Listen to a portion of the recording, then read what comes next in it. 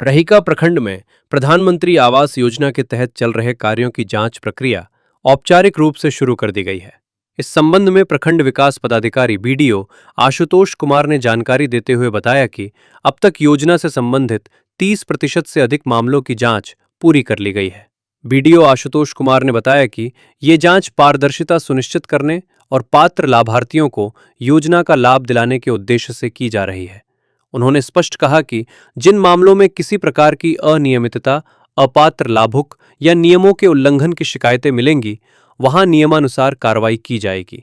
जांच के दौरान लाभार्थियों की सूची, आवास निर्माण की प्रगति, भुगतान की स्थिति और भौतिक सत्यापन पर विशेष ध्यान दिया जा रहा है। प्रखंड स्तर पर गठित टीम के माध्यम से पंचायतवार जांच की जा रही है, ताकि किसी भी प्रकार की गड़बड़ी सामने आने पर तत्काल सुधारात्मक कदम उठाए जा सके। बीडीओ ने यह भी कहा कि जांच कार्य आगे भी जारी रहेगा और शेष मामलों की जांच जल्द पूरी कर ली जाएगी।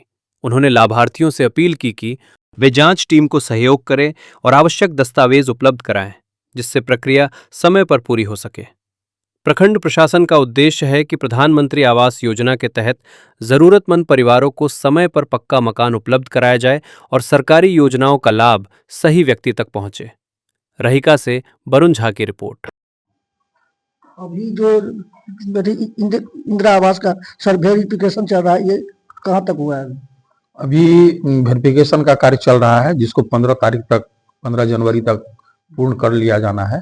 और यहाँ पे मेरे प्रखंड में कुल 28,367 आवास का सर्वे हुआ था, जिसका वेरिफिकेशन का कार्य हो रहा है।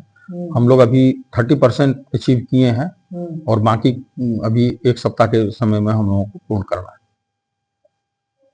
और सर ये प्रखंड में कम्बल कितना आया है, कितना तक वितरण हुआ है? कम्बल इस प्रखंड में 20 कम्बल आवंटित हुआ था, जिसमें कुछ विकलांगों को दिया गया है और शेष लोगों को जो इस बेहद गरीब और जरूरतमंद होंगे उनके बीच में वितरण कर दिया जाए।